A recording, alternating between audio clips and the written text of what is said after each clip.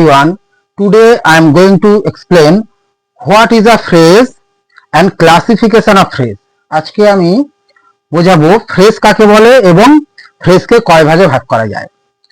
A phrase is a group of words that makes some sense but not complete sense. A phrase may contain a non-finite verb like an infinitive, gerund or participle, but it cannot contain a finite verb.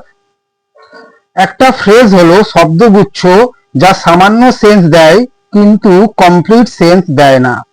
একটা ফ্রেজের মধ্যে finite verb, জিরান্ড আর participle থাকতে পারে কিন্তু ফ্রেজের মধ্যে কোনো finite verb থাকে না।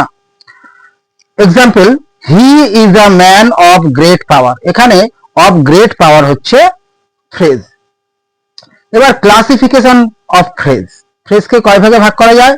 ফ্রেজকে 3 ভাগে ভাগ করা যায়, নাউন ফ্রেজ, অ্যাডজেক্টিভ ফ্রেজ এবং অ্যাডভার্ব ফ্রেজ। Thank you.